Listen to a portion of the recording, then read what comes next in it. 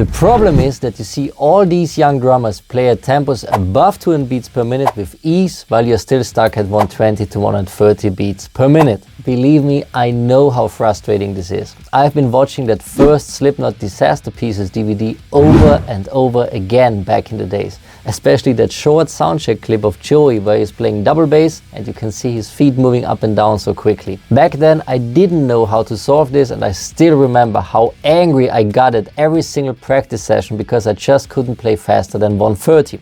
Tried everything to solve this. Different pedal settings, different seat height, then I bought a more expensive pedal and so on. Back then I fell into the category of what we like to call the stomper. The stomper is someone who is mainly using a full leg motion and only incorporates his lower legs a little bit. So I'm not going to give you any generic advice like just practice more or just use your lower legs or whatever. We all know it's not as easy as that. From my experience as coach at the Drum Tuning Academy, I've seen this issue quite often. I know how frustrating this is, but I also know that there is a way to solve this. This one little hack I'm going to show you right now basically assists you to switch from using the muscle groups in your upper leg, lifting your feet off the pedal all the time, to using your lower legs almost exclusively. And this will make it way easier to increase your double bass speed. So the key to solving this is, yes, your seat height. Be aware that the seat height I'm going to recommend right now is not super comfortable. You also don't want to sit like this for an extended period of time. This is just going to help you switch to the muscle groups in your lower leg, that's it. Once this new motion is stored to your muscle memory, you can go back to your regular seat height again. So here's how this works. Lower your seat height drastically.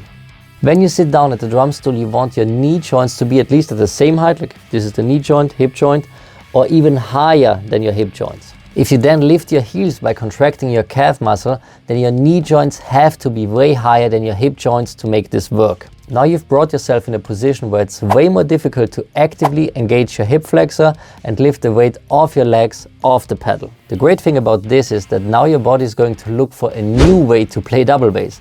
And since using your full leg motion is not really efficient anymore, it will automatically switch to the calf-based ankle technique, which is exactly what we want. If you want to see someone with this seat height who is absolutely amazing, then check out clips of Dave Lombardo playing double bass. By the way, if you want me to coach you personally, then go to drumtuningacademy.net and book a free demo call.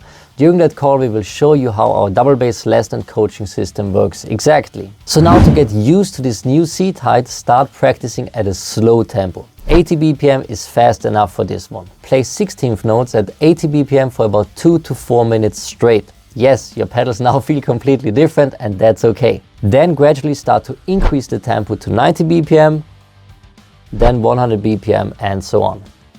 My friend, once you hit your maximum tempo and you're not able to control your pedals anymore, then it's time to continue with this video right here, which shows you how to control the beater swing at higher tempos.